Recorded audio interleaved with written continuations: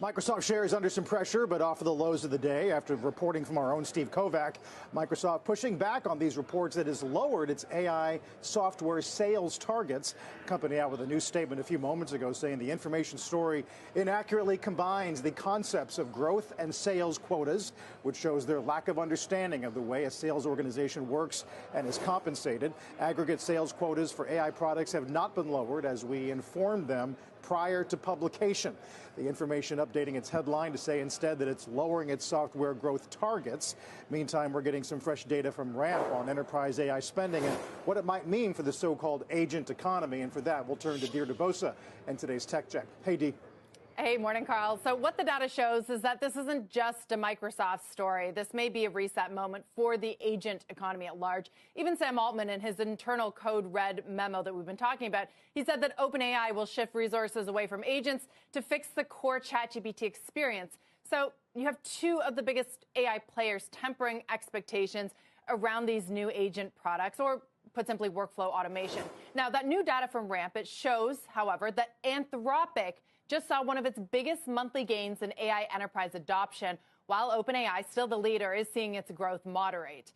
But it isn't chatbots or agents for Anthropic. The data says that the real growth is in API spend. So put another way, guys, agents are top down. They're sold to executives. APIs, they're bottom up, adopted by the builders at these organizations. And that is a key distinction because enterprise agents, they may be hitting friction, but usage as a whole is not, and that is where Anthropic is winning. Now, it raises big questions for Microsoft. Did it bet too heavily on one partner? It spent the last few years building its enterprise AI story around OpenAI, but the fastest growing enterprise model today is Anthropic's Claude, and Microsoft knows it. Last month, the company announced it will invest up to $5 billion in Anthropic, really a clear move to reduce its dependence on OpenAI and cover its bases in a multi-model future.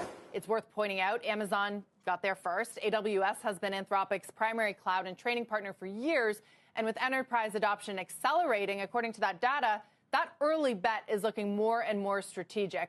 So, guys, the bottom line for investors, that early hype around agents was hype, but the real money right now is in model usage. That doesn't mean that agents won't get there, but they may be proving more complicated to deploy at scale than people appreciated. I had one person in tech tell me that it's not the year of the agent, it's the decade of the agent. So that can imply investors may have to wait a little longer to see that ROI.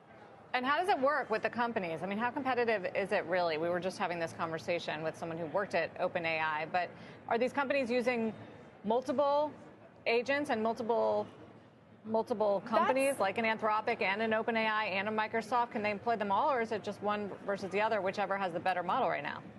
Yeah, I mean, you hear often that kind of enterprises are model agnostic. They'll use the one that best serves their purposes. But what I hear is that in a lot of those cases, it ends up being Claude. You know, enterprises, developers, Claude seems to be gaining. And also, it may lead to profitability sooner, right? When you have this dynamic of when will or won't OpenAI and Anthropic go public? Could they IPO around a similar timing? Obviously, the profits piece is going to be extremely important. I think it was a journal report not too long ago saying that this enterprise adoption and the popularity of Claude may actually help Anthropic get there sooner.